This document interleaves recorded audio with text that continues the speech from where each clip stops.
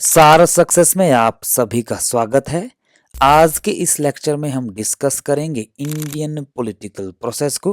ये basically quick revision based lecture series है जिसमें हम आज सबसे पहले डिस्कस करेंगे economic development NEP and economic reforms को। ये बेसिकली लेक्चर 1 है जो कि इम्पोर्टेंट हो सकता है यूजीसी नेट स्टूडेंट्स के लिए, या फिर इम्पोर्टेंट हो सकता है CUET-PG के लिए, या इम्पोर्टेंट हो सकता है अगर आप MA एंड BA के कोर्स को परस्यू कर रहे हैं, या फिर आप असिस्टेंट प्रोफेसर बनना चाहते हैं, उसके लिए आप एग्जाम देना चाहते हैं। ये इम्पोर्टेंट हो सकता है अगर आप सिविल सर्विसेज की तैयारी कर रहे हैं, चाहे स्टेट हो या फिर सेंट्रल हो। इससे पहले कि हम इस लेक्चर सीरीज को शुरू करें, सबसे पहले हम डिस्कस कर लेते हैं इसके कंटेंट को। तो सबसे पहले चैप्टर 1 में हम डिस्कस करेंगे Indian state economy and development को। उसके बाद हम डिस्कस करेंगे आइडेंटिटी पॉलिटिक्स को। चैप्टर 3 में हम डिस्कस करेंगे civil society in India. Chapter 4 में हम डिस्कस करेंगे रीजनलिज्म इन इंडिया। चैप्टर 5 में हम डिस्कस करेंगे gender politics in India. Chapter 6 में हम डिस्कस करेंगे पॉलिटिकल पार्टीज इन इंडिया। और चैप्टर 7 में हम डिस्कस करेंगे इलेक्टोरल पॉलिटिक्स इन इंडिया को।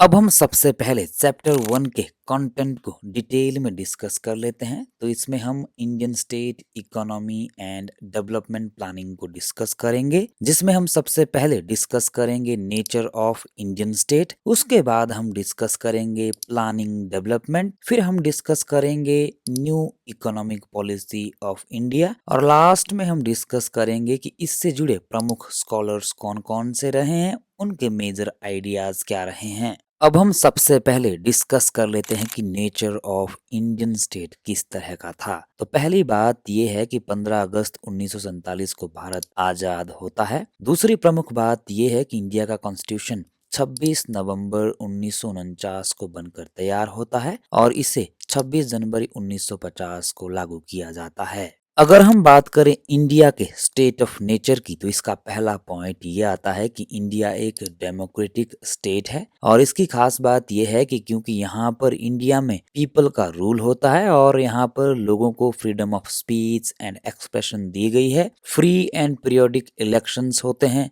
रिस्पॉन्सिबल एंड अकाउंटेबल गवर्नमेंट की स्थापना की गई है, इंडिपेंडेंट जुडिशरी की व्यवस्था की गई है, और सबसे बड़ी बात यह है कि यहाँ पर रूल ऑफ लॉ है। दूसरा इंपॉर्टेंट पॉइंट ये है कि जब भारत देश आजाद हुआ तो इसने इंटरवेंशनिस्ट डेवलपमेंटल स्टेट के रूप में रोल प्ले किया, और इस तरह के एविडेंट हमें Rajni Kothari, Rudolph and Frankel की राइटिंग में देखने को मिलते हैं। और सबसे इम्पोर्टेंट बात यह भी है कि जितने भी लिबरल स्कॉलर्स रहे, उन्होंने इस बात पर स्ट्रेस किया कि हमें इस बात को एक्सेप्ट करने की आवश्यकता है कि जो सेंट्रलिटी ऑफ स्टेट है वो इंडिया के पक्ष में थी, जहां पर स्टेट एक ऑटोनॉमस एक्टर के रूप में भूमिका निभाए, जहां पर स्टेट की एक रिलेटिव ऑटोनॉमी हो, और सबसे बड़ी बात यह है कि जहां पर स्टेट इस तरह की भूमिका प्ले करे जहां पर हाईली इंटरवेंशनिस्ट डेवलपमेंटल रोल हो स्टेट का। गुनार मर्दियल ने इंडिया को सॉफ्ट स्टेट कहा। इन्होंने अपनी प्रमुख कृति Asian drama and inquiry into the poverty of nations, जो कि 1968 को पब्लिश होती है, इसमें इन्होंने इंडिया को सॉफ्ट स्टेट के रूप में विचारा।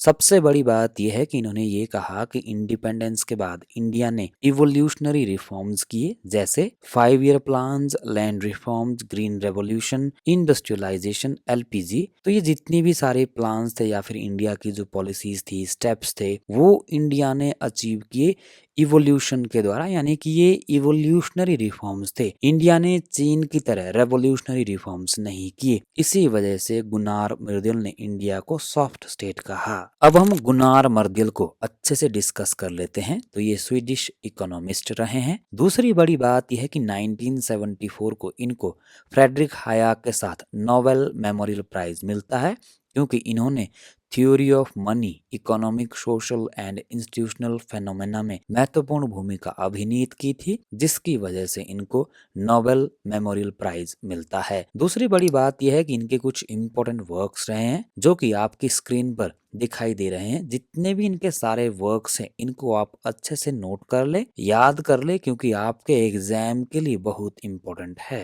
नेक्स्ट पॉइंट आता है कि इंडिया एक सेक्युलर स्टेट है। सेक्युलर स्टेट कैसे है? क्योंकि इंडिया का जो कॉन्स्टिट्यूशन है उसकी जो प्रियम्बल है उसमें इंडिया को सेक्युलर स्टेट बताया गया है, घोषित किया गया है। और इसकी घोषणा 42वें संवैधानिक संशोधन के द्वारा, जो कि 1976 को हुआ था, उसके द्वारा की गई थी, जिसके अंतर्गत इंडिया को एक सेक्युलर नेशन घोषित किया गया था। दूसरी इंपॉर्टेंट बात यह भी है कि फंडामेंटल राइट्स में लोगों को आर्टिकल 25 से 28 तक फ्रीडम ऑफ रिलीजन दी गई है, जो कि अगेन इंडिया को एक सेक्युलर स्टेट बनाता है। नेक्स्ट पॉइंट आता है कि इंडिया एक सोशलिस्टिक स्टेट है, और ऐसा इसलिए है क्योंकि अगर आप इंडिया की बात करें तो इंडिया में जहां एक तरफ socialistic pattern of society Pandit Nehru ने अडॉप्ट किया था, वहीं दूसरी तरफ हमारे जो कॉन्स्टिट्यूशन में स्टेट डायरेक्टिव प्रिंसिपल्स है वहां पर भी सोशलिस्टिक वैल्यूज को अडॉप्ट किया गया है। इसके अलावा 1950 में प्लानिंग कमीशन, वहीं 1951 में 5 ईयर प्लान्स को लॉन्च किया गया था, वहीं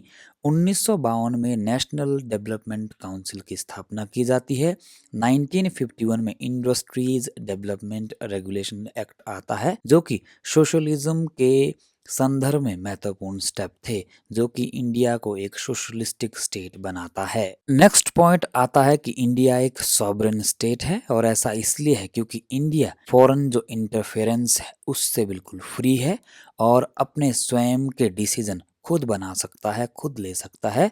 इसीलिए हम इंडिया को एक सॉवरेन स्टेट कह सकते हैं। अगला पॉइंट आता है कि इंडिया एक फेडरल स्टेट है। हालांकि इसके ऊपर बहुत ज्यादा डिबेट देखी जा सकती है, क्योंकि डिफरेंट डिफरेंट स्कॉलर्स के डिफरेंट डिफरेंट व्यूज है, उनकी डिफरेंट डिफरेंट मान्यताएं रही है। तो इसमें पहला पॉइंट आता है कि प्रणब वर्धन ने ये कहा कि जो इंडिया का फेडरलिज्म है ये एडॉप्टेड फेडरलिज्म है, यानी कि हमने एडॉप्ट किया है। दूसरा इसमें पॉइंट आता है कि पॉल आर ब्रास कहते हैं कि इंडिया का जो फेडरेशन है ये होल्डिंग टुगेदर फेडरेशन है, ना कि कमिंग टुगेदर फेडरेशन है। इसका मतलब ये है कि होल्डिंग टुगेदर फेडरेशन में डिफरेंट डिफरेंट जो स्टेट्स होते हैं उनको इक्वल पावर होती है, हालांकि इसमें सेंट्रलाइज्ड टेंडेंसी देखी जा सकती है। जबकि दूसरी तरफ कमिंग टुगेदर जो फेडरेशन होता है इसमें सारे जितने भी स्टेट्स होते हैं वो अपना एक मिलकर यूनियन क्रिएट करते हैं, जैसा कि अमेरिका में हमने देखा। इसका मतलब ये है कि जहां एक तरफ इंडिया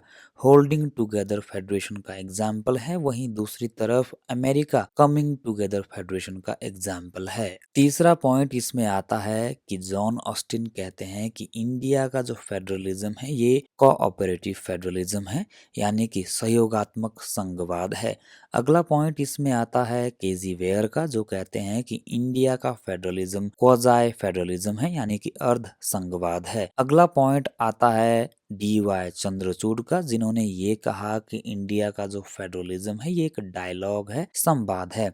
वहीं अगला पॉइंट आता है जिसमें मॉरिस जोन्स कहते हैं कि इंडिया का फेडरलिज्म बार्गेनिंग फेडरलिज्म है। वहीं अगला पॉइंट इसमें आता है कि इवोर जेनिंग्स कहते हैं कि जो इंडिया का फेडरलिज्म है ये फेडरेशन विद सेंट्रलाइजिंग टेंडेंसीज है, जिसका मतलब ये है कि इंडिया में फेडरलिज्म तो है लेकिन उसका झुकाव सेंटर की तरफ है। दूसरी तरफ यह पॉइंट भी विचारणीय है कि इंडिया ने फेडरलिज्म को अडॉप्ट किया है, हमने कैनेडियन मॉडल ऑफ फेडरलिज्म को अपनाया है। वहीं दूसरी तरफ एसआर बोमाई केस जो कि 1994 को हुआ था, इसमें सुप्रीम कोर्ट ने ये कहा कि इंडिया का कॉन्स्टिट्यूशन फेडरल है, जबकि जो फेडरलिज्म है इंडिया में इसको बेसिक स्ट्रक्चर माना जाता है। अगला पॉइंट आता है कि इंडिया में पार्लियामेंट्री फॉर्म ऑफ गवर्नमेंट को अपनाया गया है instead of presidential form of government. वहीं दूसरी तरफ अगला पॉइंट आता है कि इंडिया एक डेवलपमेंटल स्टेट है, और ऐसा इसलिए है क्योंकि 1960 के दशक में और नेहरूवियन इरा में कहीं ना कहीं इंडिया ने ऐसी बहुत सारी पॉलिसीज अपनाई थी जिसकी वजह से हम इंडिया को एक डेवलपमेंटल स्टेट कह सकते हैं, चाहे वो इंडस्ट्रियलाइजेशन हो, मॉडर्नाइजेशन हो, 5 ईयर प्लान हो, सोशलिस्टिक पैटर्न ऑफ सोसाइटी हो, कम्युनिटी डेवलपमेंट प्रोग्राम हो, या फिर इंडिया ने जिस तरह से फोकस किया साइंस साइंस और टेक्नोलॉजी के ऊपर लैंड रिफॉर्म्स किए।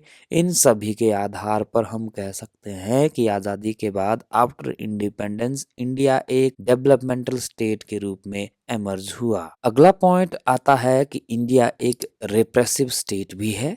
खासतौर पे 1970 का जो दशक है उसमें इंडिया कहीं ना कहीं कोर्जिव स्टेट बनकर सामने आता है, क्योंकि इंदिरा गांधी ने कुछ ऐसी पॉलिसीज और प्रोग्राम्स को एस्टैब्लिश किया जिसकी वजह से बहुत सारे विचारकों ने इनके स्टेट को कोर्जिव स्टेट कहा या फिर टोटल स्टेट कहा। हालांकि दूसरी तरफ सोशल वेलफेयर को भी देखा जाता है, चाहे श्रीमती इंदिरा गांधी का 20 पॉइंट प्रोग्राम हो या फिर उनका गरीबी हटाओ का नारा हो।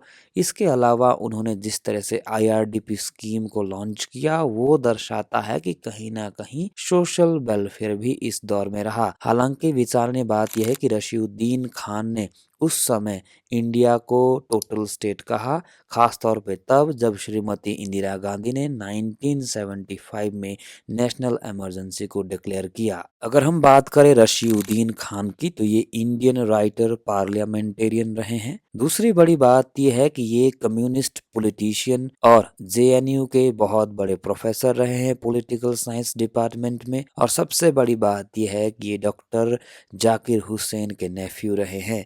अगर हम बात करें इनके वर्क्स की, तो स्क्रीन पर जितने भी वर्क्स आपको दिखाई दे रहे हैं आप अच्छे से नोट करें, क्योंकि आपके एग्जाम के लिए बेहद इम्पोर्टेंट है। अगला नाम आता है अतुल कोहली का। तो अतुल कोहली प्रोफेसर है political science and international affairs के at Woodrow Wilson school of public and international affairs, Princeton university में। दूसरी बड़ी बात यह है कि 2004 में इनका एक इम्पॉर्टेंट वर्क पब्लिश होता है जिसका टाइटल था स्टेट डायरेक्टेड डेवलपमेंट। इसकी खास बात यह है कि इस कृति में इन्होंने कंपैरेटिव स्टडी की इंडिया, नाइजीरिया और ब्राजील की। और सबसे बड़ी बात यह है कि इसी कृति में इन्होंने कहा कि इंडिया में 3 प्रकार के स्टेट्स पाए जाते हैं, जिसमें पहला स्टेट आता है न्यू पैट्रिमोनियल स्टेट, जिसका एग्जाम्पल इन्होंने यूपी, बिहार में ढूंढा। दूसरा इसमें आता है सोशल डेमोक्रेटिक स्टेट, जिसका एग्जाम्पल इन्होंने वेस्ट बंगाल और केरला दिया।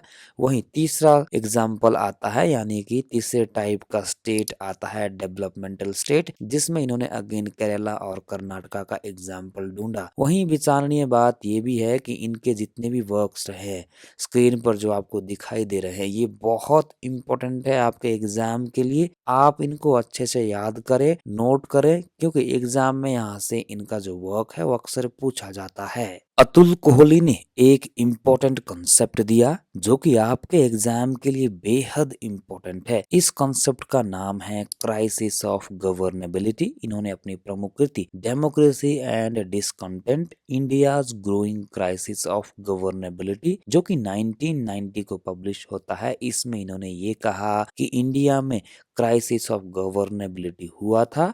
और ये कहते हैं कि 4 आधारों पर हम कह सकते हैं कि इंडिया में क्राइसिस ऑफ गवर्नेबिलिटी किस तरह से हुआ। तो इन्होंने इसमें पहला पॉइंट बताया कि इंडिया में एब्सेंस ऑफ एंड्यूरिंग कोलिशंस रहा, यानी कि इंडिया में जो अच्छे कोलिशंस है, स्ट्रॉन्ग कोलिशंस है, उनका एब्सेंस रहा, जिसकी वजह से इंडिया में क्राइसिस ऑफ गवर्नेबिलिटी आया। दूसरा पॉइंट इन्होंने ये बताया कि इंडिया में कहीं ना कहीं पॉलिसी इनइफेक्टिवनेस रही है। इन्होंने ये कहा कि इंडिया में पॉलिसी जरूर बनाई गई थी, जरूर क्रिएट की गई थी, लेकिन इनइफेक्टिवनेस रही। इसका मतलब यह है कि उनको अच्छे से इम्प्लीमेंट नहीं किया गया, अच्छे से इफेक्ट में नहीं लाया गया था, जिसकी वजह से इंडिया में क्राइसिस ऑफ गवर्नेबिलिटी हुआ। वहीं इन्होंने तीसरा पॉइंट ये बताया कि इंक्रीज वायलेंस एंड कॉन्फ्लिक्ट्स। ये कहते हैं कि 1980-90 के दशक में इंडिया में बड़ी मात्रा में वायलेंस इंक्रीज हुआ, कॉन्फ्लिक्ट्स बढ़े, चाहे वो मंडल वर्सेस मंदिर विवाद हो, शाहबानो केस हो, इस तरह के बहुत सारे मामले, बहुत सारे वायलेंस के इशू हमने देखे, चाहे वो धर्म के नाम पे हो, जाति के नाम पे हो, इस तरह के विवाद, इस तरह की वायलेंस, इस तरह के कॉन्फ्लिक्ट्स हमने 1980-90 के दशक में देखे। वहीं चौथा पॉइंट इन्होंने ये बताया कि पॉलिटिकल इंस्टेबिलिटी। ये कहते हैं कि इंडिया में कहीं ना कहीं खास तौर पे 1990 के दशक में पॉलिटिकल इंस्टेबिलिटी रही, क्योंकि किसी भी गवर्नमेंट को पूर्ण बहुमत नहीं मिली थी, कंप्लीट मेजॉरिटी नहीं मिली थी, जिसकी वजह से इंडियन जो पॉलिटिकल सिस्टम है या फिर डेमोक्रेसी है उसको इंस्टेबिलिटी का सामना करना पड़ा।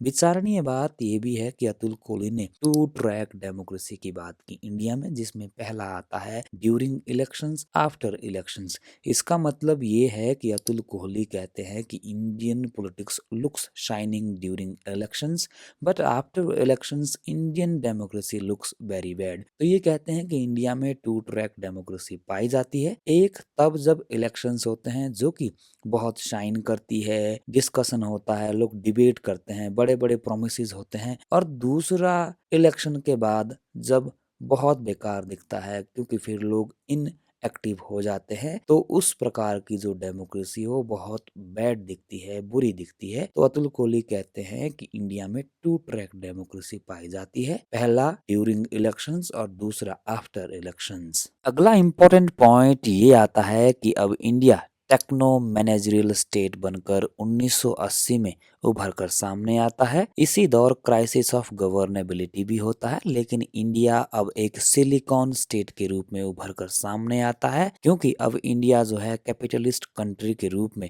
डेवलप कर रही थी। ऐसी स्थिति में राजीव गांधी की गवर्नमेंट ने आईटी सेक्टर पर फोकस करते हुए इंडिया में आईटी रेवोल्यूशन को लाया, जिसकी वजह से इंडिया अब सिलिकॉन स्टेट बन जाता है और टेक्नो मैनेजरियल स्टेट के रूप में उभर कर सामने आता है। नेक्स्ट पॉइंट आता है कि इंडिया अब रेगुलेटरी स्टेट बनकर हमारे सामने उभरता है। 1990 के दशक में इंडिया अब एक corporate, manipulative and globalised state बनकर हमारे सामने आता है, और सबसे बड़ी बात यह है कि इस टाइम में अब इंडिया एक फैसिलिटेटर के रूप में भूमिका निभाता है for free market capitalist system. दूसरी बड़ी बात ये भी है कि इस दौर में इंडिया ने जहां एक तरफ एलपीजी को अपनाया, वहीं दूसरी तरफ इंडिया ने न्यू इकोनॉमिक पॉलिसी को भी अडॉप्ट किया, जिसकी वजह से इंडिया अब एक रेगुलेटरी स्टेट बनकर हमारे सामने उभरता है। अब हम प्लानिंग डेवलपमेंट को अच्छे से डिस्कस कर लेते हैं, लेकिन इससे पहले कि हम प्लानिंग डेवलपमेंट को अच्छे से डिस्कस करें, सबसे पहले हम ये जान लेते हैं कि आखिर इंडिपेंडेंस के बाद इंडिया को प्लानिंग डेवलपमेंट की आवश्यकता क्यों पड़ी। ऐसी कौन कौन सी वजह रही जिनकी वजह से इंडिया को इंडिपेंडेंस के बाद प्लानिंग डेवलपमेंट करना पड़ा। तो इंडिपेंडेंस के बाद इंडिया के पास बहुत सारी मेजर प्रॉब्लम्स थी, जिसकी वजह से इंडिया को प्लानिंग डेवलपमेंट करना पड़ा। इन सभी प्रॉब्लम्स में सबसे बड़ी प्रॉब्लम थी पॉवर्टी। आप जानते हैं कि आज़ादी के बाद इंडिया बहुत ज़्यादा गरीब देश था, जिस वजह से इंडिया को प्लानिंग डेवलपमेंट करना पड़ा। दूसरा पॉइंट आता है इलिटरेसी। आप ये भी जानते हैं कि उस समय इंडिया में बहुत ज़्यादा लोग यानी कि बड़ी मात्रा में अनपढ़ थे, जिसकी वजह से प्लानिंग डेवलपमेंट इंडिया को करना पड़ा। अगला पॉइंट इसमें आता है पुअर इकोनॉमी। हमारी जो अर्थव्यवस्था थी वो बहुत पिछड़ी थी, बैकवर्ड थी, क्योंकि ब्रिटिश कॉलोनाइज्ड के अंतर्गत हमारी जो इकोनॉमी थी वो बहुत खराब हो गई थी। अगला पॉइंट इसमें आता है बैकवर्डनेस इन एग्रीकल्चर। हम एग्रीकल्चर में भी पिछड़े हुए थे, बैकवर्ड थे। अगला पॉइंट इसमें आता है बैकवर्डनेस, यानी कि अगर कुल मिलाकर देखा जाए तो सारा हर क्षेत्र में हम कहीं ना कहीं बैकवर्ड थे, जिस वजह से हमें प्लानिंग डेवलपमेंट करना पड़ा। वहीं अगला पॉइंट इसमें आता है लो लाइफ रेट। हमारा जो जीवन स्तर था यानी कि जो लाइफ रेट था वो काफी निम्न था, लो था, जिसकी वजह से हमें प्लानिंग डेवलपमेंट को करना पड़ा। वहीं अगला पॉइंट इसमें आता है लैक ऑफ पब्लिक सर्विसेज। आज़ादी के बाद हमारे सामने जो पब्लिक सर्विस थी उनकी बहुत बड़ी कमी थी, जिसकी वजह से हमें प्लानिंग डेवलपमेंट करना पड़ा। और अगला पॉइंट इसमें आता है नो इंडस्ट्रियलाइजेशन। हमारे पास ना तो इंडस्ट्रियलाइजेशन था, ना ही हमारे पास मॉडर्नाइजेशन था, जिसकी वजह से पंडित नेहरू के अधीन यानी कि उनके अंडर हमें प्लानिंग डेवलपमेंट करना पड़ा। इन सभी प्रॉब्लम्स को जिनको हमने पिछली स्लाइड में डिस्कस किया था, इनकी वजह से इंडियन गवर्नमेंट को स्टार्ट करना पड़ा politics of development after independence. India में। तो सबसे बड़ी बात ये है कि अब हम डिस्कस कर लेते हैं कि किस तरह से इंडिया में प्लान्ड डेवलपमेंट की बिगिनिंग होती है, शुरुआत होती है। तो इसमें पहला पॉइंट ये आता है कि नेशनल प्लानिंग कमेटी को सेटअप किया जाता है 1938 में नेताजी सुभाष चंद्र बोस के द्वारा। दूसरा पॉइंट इसमें ये आता है कि बॉम्बे प्लान 1944 को इंट्रोड्यूस किया जाता है उस समय के बिगेस्ट बिजनेस टाइकून के द्वारा, जिसका ऑब्जेक्टिव ये था कि इंडिया में किसी तरह से इकोनॉमिक रिफॉर्म्स को लाया जाए। वहीं इसका अगला पॉइंट आता है प्लानिंग कमीशन, जिसको सेटअप किया जाता है 15 मार्च 1950 को। इसको सेटअप किया जाता है गवर्नमेंट ऑफ इंडिया के रेसोल्यूशन के द्वारा, जिसका प्रमुख उद्देश्य था इंडिया का जो इकोनॉमिक और सोशल डेवलपमेंट है उसको गाइड करना। अगला पॉइंट आता है फर्स्ट 5 ईयर प्लान, जिसको शुरू किया गया था 1951 को, ताकि इंडिया में इकोनॉमिक रिफॉर्म्स को लाया जा सके और इकोनॉमिक जो बैकवर्डनेस है उसको रिमूव किया जा सके। और जो फर्स्ट 5 ईयर प्लान था इंडिया का, इसका प्रमुख उद्देश्य ये था कि एग्रीकल्चर, पावर, ट्रांसपोर्ट और प्राइस स्टेबिलिटी के ऊपर फोकस करते हुए इंडिया की जो इकोनॉमिक कंडीशन है उसको इम्प्रूव करना था। इस फर्स्ट 5 ईयर प्लान का पीरियड था 1951 से 1956, जो कि हमारे पहले प्रधानमंत्री पंडित नेहरू की लीडरशिप में किया गया था। और सबसे बड़ी बात यह है कि ये जो प्लान था ये बेस्ड था हेरोड डोमोर मॉडल, जो कि एक Keynesian model of economic planning था। और सबसे बड़ी बात यह है कि ये जो फर्स्ट 5 ईयर प्लान था इसको ड्राफ्ट किया था, यानी कि इसको लिखा था, इसको तैयार किया था के.एन. राज ने। इसी वजह से इसको के.एन. राज प्लान के नाम से भी जाना जाता है। वहीं दूसरी तरफ सेकंड 5 ईयर प्लान को जाना जाता है द महालनोबिस प्लान। और सबसे बड़ी बात यह है कि इसका पीरियड रहा था 1956 से 1961 और ये इंडस्ट्रियलाइजेशन पर बेस्ड था। सबसे बड़ी बात ये भी है कि जो सेकंड 5 ईयर प्लान था ये महालनोबिस मॉडल के नाम से जाना जाता है, क्योंकि इसको तैयार किया गया था इंडिया के स्टैटिस्टिशियन प्रसन्नता चंद्रा महालनोबिस के द्वारा। अगला पॉइंट आता है अवधि सेशन। तो ये फेमस सेशन रहा है इंडियन नेशनल कांग्रेस का, जो कि अवधि में 10 जनवरी 1955 को हुआ था। ये बेसिकली एक हिस्टोरिकल मीट थी जिसमें बल दिया गया था सोशलिज्म के ऊपर और इसका जो इम्पैक्ट होगा सोशल डेवलपमेंट के ऊपर उसके ऊपर भी फोकस किया गया था। और सबसे बड़ी बात यह है कि इस सेशन में कांग्रेस ने डिक्लेयर किया था अपना गोल सोशलिस्ट पैटर्न ऑफ सोसाइटी।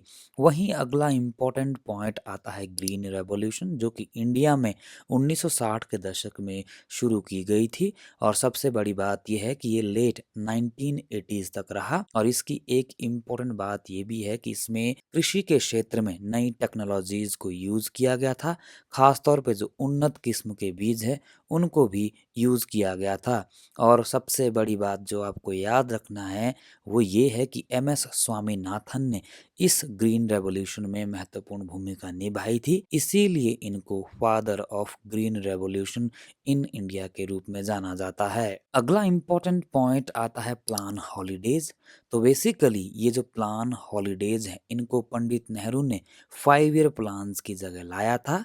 इनका पीरियड 1966 से 67, 67 से 68, 68 से 69 था। और इसकी खास बात यह है कि इनको लाया गया था ताकि जो कंट्री की इकोनॉमिक कंडीशंस है उनको इम्प्रूव किया जा सके। और इनके पीछे एक रीज़न ये भी था कि इससे पहले इंडो पाक वॉर हुआ था, सिनो इंडिया वॉर हुआ था, इन्फ्लेशन हुई थी और इंडिया के पास रिसोर्सेज की कमी थी। तो इन सभी समस्याओं से निपटने के लिए, इन सभी कमियों को पूरा करने के लिए पंडित नेहरू ने प्लान हॉलीडे की शुरुआत इंडिया में की थी। अगला पॉइंट आता है रोलिंग प्लान। तो इसका पीरियड रहा 1978 से 1983 और इसको जनता पार्टी के नेता और उस समय के प्रधानमंत्री मोरारजी देसाई के द्वारा इनिशिएट किया गया था, क्योंकि उन्होंने फिफ्थ 5 ईयर प्लान को टर्मिनेट किया था और उनकी जगह रोलिंग प्लान को as a sixth economic plan के रूप में इंट्रोड्यूस किया था। और इसका प्रमुख गोल था बेटर एनुअल रेवेन्यू को प्राप्त करना। और सबसे बड़ी बात यह है कि इसका प्रमुख काम ये भी था, इसका जो पीरियड था उसको इवेलुएट करना था कि कितनी परफॉर्मेंस हुई है और परफॉर्मेंस को इवेलुएट करने के बाद ही जो आने वाला नेक्स्ट ईयर में जो प्लान होगा उसको जनरेट करना था। वहीं अगला इम्पोर्टेंट पॉइंट आता है मिक्स्ड इकोनॉमी। तो इंडिया ने मिक्स्ड इकोनॉमी को अपनाया क्योंकि इंडिया ने दोनों ही आइडियोलॉजीज, चाहे कैपिटलिज्म हो या फिर सोशलिज्म हो, दोनों के ही कोर वैल्यूज को मिक्स्ड रूप में अडॉप्ट किया।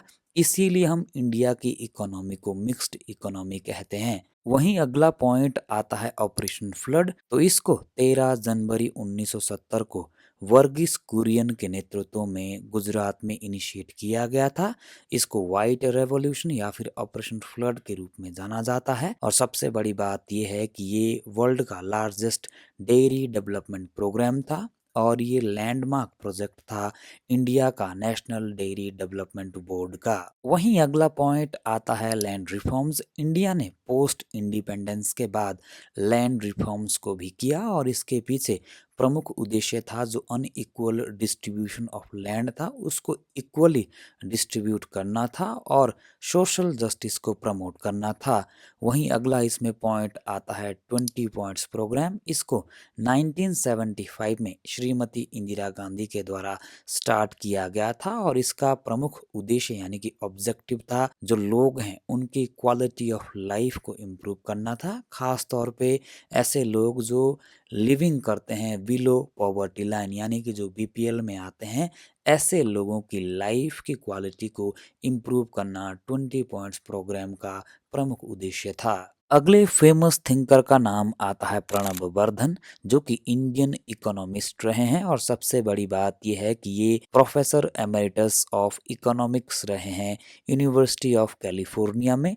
इन्होंने फेमसली कोट दिया था जिसको हमने पहले ही अच्छे से डिस्कस किया है। इसमें इन्होंने कहा था कि Indian federalism is a holding together federation, not a coming together federation. Pranab Vardhan की अगर हम बात करें तो इन्होंने ग्रीन रेवोल्यूशन को भी क्रिटिसाइज किया था क्योंकि इन्होंने कहा था कि जो ग्रीन रेवोल्यूशन है ये लिमिटेड ही स्प्रेड की थी, ये केवल वेस्टर्न यूपी, पंजाब और हरियाणा तक ही सीमित थी, जिसकी वजह से इन्होंने क्रिटिसाइज किया था ग्रीन रेवोल्यूशन को। अगर हम बात करें इनके वर्क्स की तो स्क्रीन पर जितने भी वर्क्स आपको दिखाई दे रहे हैं आप अच्छे से नोट करें, रिवाइज कर लें क्योंकि आपके एग्जाम के लिए ये सारे के सारे वर्क्स महत्वपूर्ण हैं, इम्पोर्टेंट है। प्रणब वर्धन ने अपनी प्रमुख कृति political economy of development in India जो कि 1984 को पब्लिश हुई थी, इसमें इन्होंने डोमिनेंट क्लास कोलिजन का कॉन्सेप्ट दिया और इन्होंने ये कहा कि इंडिया जैसे देश में 3 इम्पोर्टेंट डोमिनेंट क्लासेस पाई जाती है, जिनमें पहली क्लास आती है द कैपिटलिस्ट्स, दूसरी क्लास इसमें आती है द फार्मर्स और तीसरी क्लास इसमें आती है द ब्यूरोक्रेट्स। अगले थिंकर का नाम आता है अमर्त्य सेन, जिनका जन्म होता है बंगाल में 1933 को और 1998 को इन्हें इकोनॉमिक्स साइंस में नोबेल प्राइज मिलता है। सबसे बड़ी बात यह है कि इन्होंने ह्यूमन डेवलपमेंट इंडेक्स को क्रिएट करने में हेल्प की थी और 2012 में अमर्त्य सेन पहले नॉन अमेरिकन बन जाते हैं जिन्होंने नेशनल ह्यूमनिस्टिक अवार्ड को अचीव किया था। और इन्होंने ये कहा कि पॉवर्टी का मतलब होता है लैक ऑफ इनकम। अगर हम बात करें इनके वर्क्स की तो स्क्रीन पर जितने भी आपको इनके वर्क्स दिखाई दे रहे हैं आप अच्छे से नोट करें, इनको अच्छे से रिमेम्बर करें, रिवाइज करें क्योंकि आपके एग्जाम के लिए बेहद इम्पोर्टेंट है। अब हम अमर्त्य सेन के की कॉन्सेप्ट्स को अच्छे से डिस्कस कर लेते हैं जो कि आपके एग्जाम के लिए बेहद इम्पोर्टेंट है। तो इसमें पहला कॉन्सेप्ट आता है डेवलपमेंट एज फ्रीडम। विचारणीय बात यह है कि इन्होंने कहा कि हम डेवलपमेंट को फ्रीडम के रूप में देख सकते हैं क्योंकि इन्होंने कहा कि फ्रीडम डेवलपमेंट के लिए परम आवश्यक होती है, नेसेसरी होती है। और इन्होंने साथ में ये भी कहा कि इकोनॉमिक डेवलपमेंट काफी नहीं होता है development of democracy and freedom के लिए। और इन्होंने कहा कि फ्रीडम का मतलब होता है health care, education, equality, political dissent और इकोनॉमिक मार्केट। वहीं इनका दूसरा कॉन्सेप्ट आता है आइडिया ऑफ जस्टिस, जिसमें इन्होंने कहा कि इसमें शामिल होता है नीति और न्याय। जहां एक तरफ नीति का मतलब होता है रूल्स एंड इंस्टीट्यूशंस, वहीं दूसरी तरफ न्याय का मतलब होता है रियलाइजेशन ऑफ रूल्स। और ख़ास बात ये भी है कि इन्होंने ये कहा कि जस्टिस तब पॉसिबल होता है जब हम कुछ चीज़ों को रिमूव करते हैं, जैसे unequal access of resources, poverty, make our world less unjust, यानी कि जब हम हमारा जो दुनिया है, वर्ल्ड है, उसको जब हम कम से कम अनजस्ट बनाते हैं, तब जाकर ही हम जस्टिस को पॉसिबल कर पाते हैं। अमर्त्य सेन का अगला कंसेप्ट आता है आइडिया ऑफ कैपेबिलिटी। तो इन्होंने इसका मोरल फ्रेमवर्क दिया हुआ है। ये कहते हैं कि freedom to achieve well being primarily moral importance रखता है। इन्होंने ये भी कहा कि जो वेलबीइंग है उसको हम इस तरह से अंडरस्टूड कर सकते हैं जिसमें लोगों की कैपेबिलिटी होती है और फंक्शनिंग होती है। और इन्होंने सिंपली ये कहा कि कैपेबिलिटी का मतलब होता है जब हम लोगों की लाइफ को इम्प्रूव करते हैं, उनका वेलबींग करते हैं, लिटरेसी को इंक्रीज करते हैं और लोगों तक जब इनकम का एक्सेस होता है, तब जाकर ही हमारा मतलब कैपेबिलिटी से होता है। अमर्त्य सेन का अगला कंसेप्ट आता है इंस्ट्रूमेंटल फ्रीडम। इनकी खास बात ये भी है कि इन्होंने फ्रीडम को एक टूल, एक इंस्ट्रूमेंट माना, क्योंकि फ्रीडम की वजह से ही हम डेवलपमेंट को अचीव करते हैं, वेलबींग को अचीव करते हैं। तो इन्होंने 5 प्रकार की इंपॉर्टेंट फ्रीडम की बात की, जिनमें पहली आती है पॉलिटिकल फ्रीडम, दूसरी आती है इकोनॉमिक फ्रीडम, तीसरी आती है सोशल अपॉर्चुनिटी, चौथी आती है ट्रांसपेरेंसी और पांचवी आती है प्रोटेक्टिव सिक्योरिटी। अमर्त्य सेन का अगला इंपॉर्टेंट कंसेप्ट आता है जेंडर इक्वालिटी।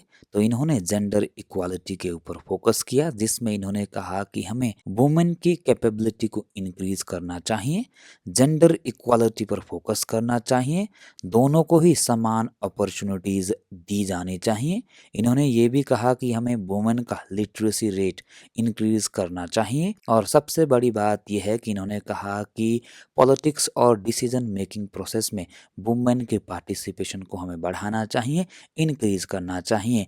और इन्होंने फेमसली कहा भी था, जो कि बेहद इम्पोर्टेंट पॉइंट है, इसे अक्सर एग्जाम में पूछा जाता है। इन्होंने कहा था कि more than 100 million womens are missing over the world. ये कहते हैं कि पूरी दुनिया में 100 मिलियन से ज़्यादा ऐसी वुमेन है जो मिसिंग है। इसका मतलब ये है कि उनका कहीं पार्टिसिपेशन नहीं है, उनका कहीं रोल नहीं है, वो दबी हुई है, पिछड़ी हुई है। अगले थिंकर का नाम आता है आशुतोष वार्ष्णेय, जो कि प्रोफेसर रहे हैं पॉलिटिकल साइंस के एट ब्राउन यूनिवर्सिटी। सबसे बड़ी बात यह है कि इन्होंने कहा कि इंडिपेंडेंस के बाद इंडिया ने पॉवर्टी को 3 तरीके से रिमूव किया, जिसमें पहला आता है हैवी इंडस्ट्रीज।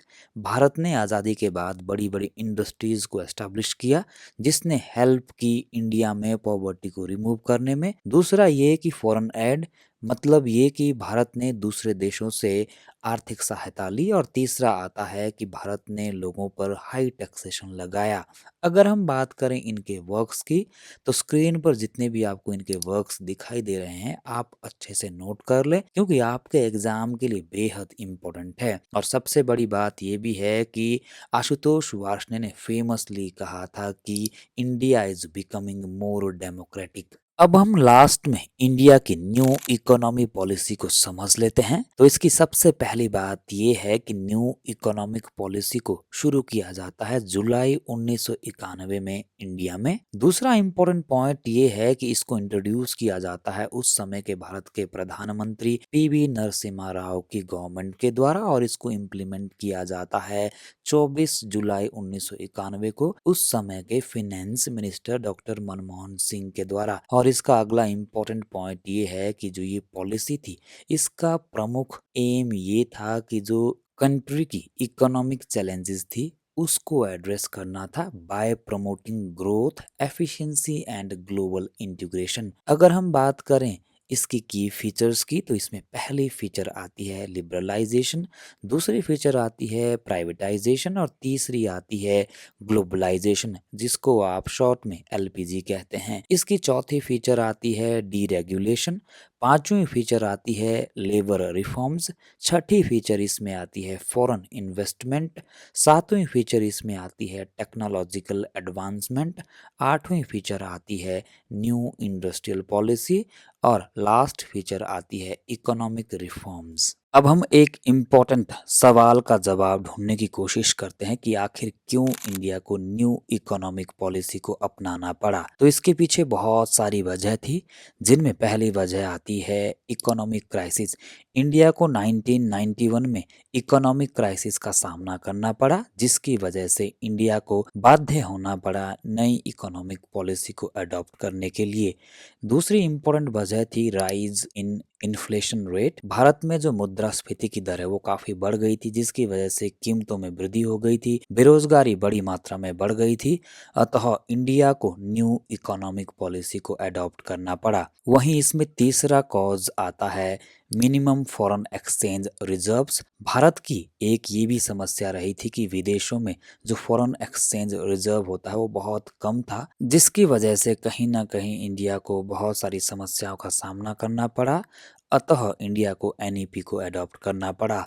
वहीं इसकी चौथी वजह ये आती है कि ऑयल प्राइस बहुत ज़्यादा बढ़ गए थे, और ऐसा इसलिए हुआ था क्योंकि 1970 के दशक में ऑयल क्राइसिस देखा गया। ऑयल की कीमतों में वृद्धि हो गई थी, जिसकी वजह से इंडिया को भी अनेक समस्याओं का सामना करना पड़ा, क्योंकि इस दौर में शीत युद्ध छिड़ा हुआ था, खाड़ी क्राइसिस भी हुआ था, जिस वजह से कहीं ना कहीं जो ऑयल प्राइसेस हैं उनमें इंक्रीज हुआ, तो इंडिया के लिए समस्याएं उत्पन्न हो गई। वहीं इसका अगला कॉज आता है डेब्ट ट्रैप।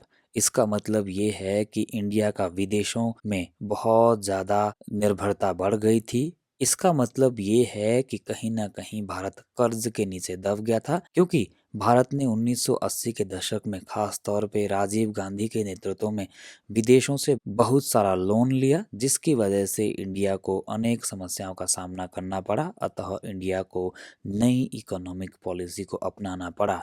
वहीं इसका लास्ट कॉज आता है श्रिंकिंग ऑफ इंटरनेशनल ट्रेड।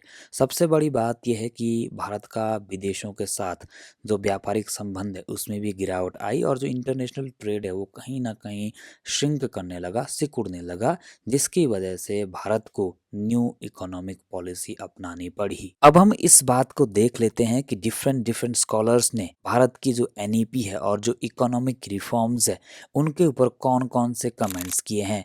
तो इसमें सबसे पहला नाम आता है रॉब जेनकिंस का, जिन्होंने कहा रिफॉर्म्स बाय स्टील्थ। ये कहते हैं कि 1991 में जो इंडिया ने इकोनॉमिक रिफॉर्म्स किए, ये छल के द्वारा किए गए थे, स्टील्थ के द्वारा किए गए थे। तो इसकी खास बात ये है कि ये कहते हैं कि इंडिया ने जो 1980 और 90 के दशक में इकोनॉमिक रिफॉर्म्स किए थे, ये इंडिया ने इलेक्टोरल मोबिलाइजेशन का जो मैकेनिज्म है उसके द्वारा अचीव नहीं किया था, इसीलिए इनको रिफॉर्म्स बाय स्टील्थ कहा जाता है, यानी कि छल के द्वारा सुधार कहा जा सकता है। अगली बात यह है कि इन्होंने जो रिसर्च किया वो इंडियन पॉलिटिक्स के ऊपर किया, डेवलपमेंट के ऊपर किया, पीस बिल्डिंग के ऊपर किया। अगर आप बात करें इनके वर्क्स की, तो स्क्रीन पर जितने भी वर्क्स दिखाई दे रहे हैं आप इनको अच्छे से नोट कर लें। दूसरी बड़ी बात यह है कि इन्होंने मिनी डेमोक्रेसी का एक कॉन्सेप्ट दिया। जब इन्होंने ये कॉन्सेप्ट दिया उस समय इंडिया में 29 स्टेट्स थे, तो इन्होंने कहा कि इंडिया में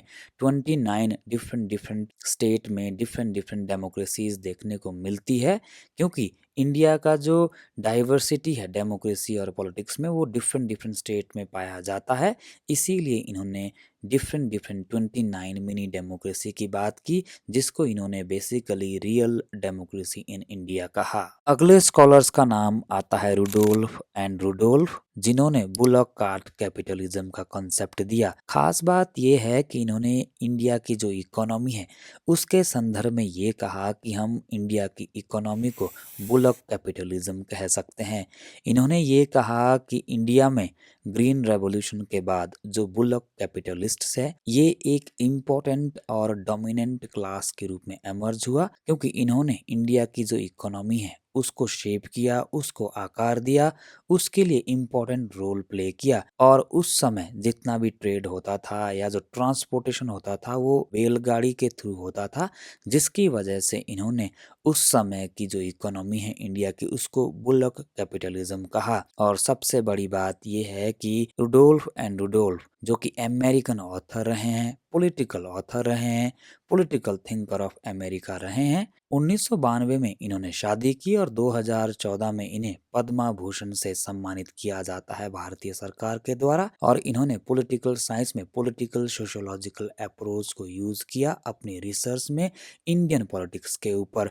और सबसे बड़ी बात यह है कि इनको India abroad friend of India award के रूप में भी सम्मानित किया जाता है। रुडोल्फ एंड रुडोल्फ का अगला कॉन्सेप्ट आता है India as a strong and weak state. इसका मतलब ये है कि जहां इन्होंने इंडिया को एक तरफ स्ट्रॉन्ग स्टेट माना, वहीं साथ में इन्होंने इंडिया को वीक स्टेट भी माना। तो पहली तरफ ये कहते हैं कि इंडिया एक स्ट्रॉन्ग स्टेट है और दूसरी तरफ ये कहते हैं कि इंडिया एक वीक स्टेट है। अगर हम बात करें इंडिया को एक स्ट्रॉन्ग स्टेट के रूप में, तो ये कहते हैं कि इंडिया में लार्ज इंडस्ट्रीज को क्रिएट किया गया था, लेस पॉलिटिकल कॉन्फ्लिक्ट्स इंडिया में थे, इकोनॉमिक रिफॉर्म्स इंडिया में हुए और सक्सेसफुल इलेक्शंस इंडिया में कंडक्ट किए गए, जो कि इंडिया को एक स्ट्रॉन्ग स्टेट बनाता है। वहीं दूसरी तरफ जब हम इंडिया को एक वीक स्टेट के रूप में समझते हैं, तो इसमें पहली बात आती है कि इंडिया में रूरल डेवलपमेंट फेलियर रहा। दूसरा, इन्होंने ये कहा कि इंडिया में डी इंस्टीट्यूशनलाइजेशन ऑफ स्टेट और कांग्रेस पार्टी का रहा अंडर इंदिरा गांधी। दूसरा, इन्होंने ये भी कहा कि इंडिया में अनऑफिशियल सिविल वॉर्स रहे कास्ट और क्लास के बीच। और चौथा, इन्होंने ये भी कहा कि इंडिया में रिलीजियस फंडामेंटल काफी इंक्रीज हुआ। ये सारे के सारे पॉइंट इंडिया को एक वीक स्टेट बनाते हैं। तो इस प्रकार से रुडोल्फ एंड रुडोल्फ ने कहा कि इंडिया एक साथ जहां एक तरफ स्ट्रॉन्ग स्टेट है, वहीं दूसरी तरफ वीक स्टेट है। रुडोल्फ एंड रुडोल्फ के कुछ इंपॉर्टेंट वर्क्स भी रहे हैं जो कि आपको स्क्रीन पर दिखाई दे रहे हैं। आप इन सभी वर्क्स को अच्छे से नोट करें क्योंकि आपके एग्जाम के लिए बेहद इम्पोर्टेंट है। वहीं इनके कुछ अन्य कॉन्सेप्ट्स भी रहे हैं, जिनमें पहला कॉन्सेप्ट आता है ट्रेडिशन वर्सेस मॉडर्निटी और दूसरा आता है डिमांड एंड कमांड पॉलिटी। तो इन दोनों कॉन्सेप्ट्स को भी आप अच्छे से याद रखें क्योंकि आपके एग्जाम की दृष्टि से ये बेहद महत्वपूर्ण कॉन्सेप्ट है।